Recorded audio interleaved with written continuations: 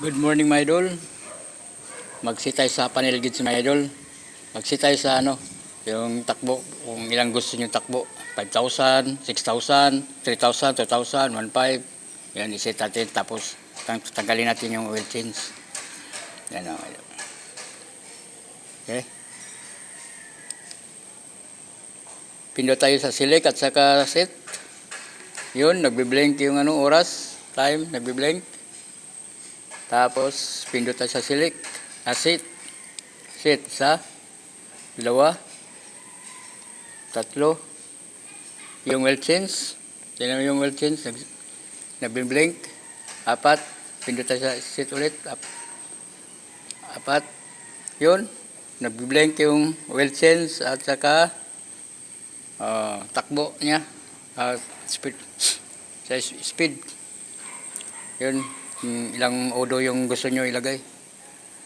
Tapos, pindot tayo sa select. I-set natin sa 2,500. 3,000. 3,500. 4,000.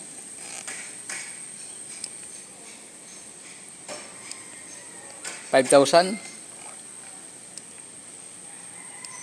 6,000 hanggang 6,000 na ito mga idol. Balik na ba sa sa 500. 500 to 1,000.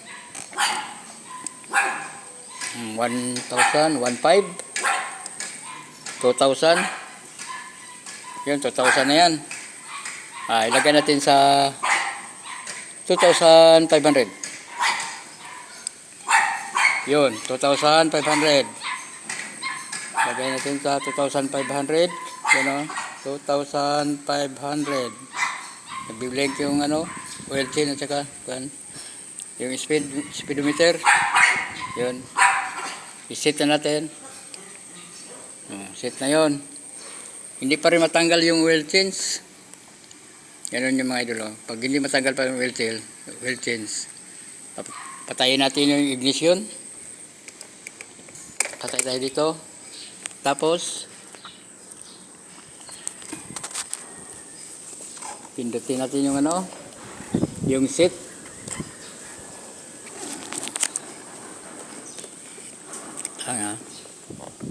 Walang magano idol eh.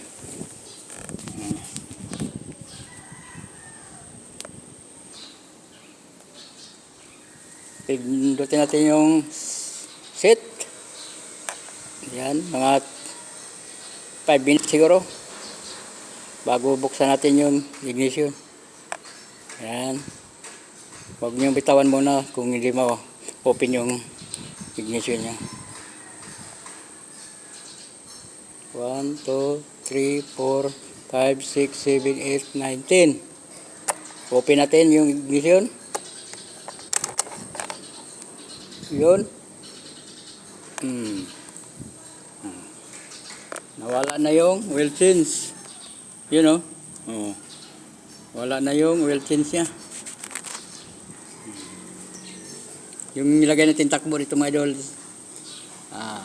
2,500 odometer. Odo. 2,500 yung speed.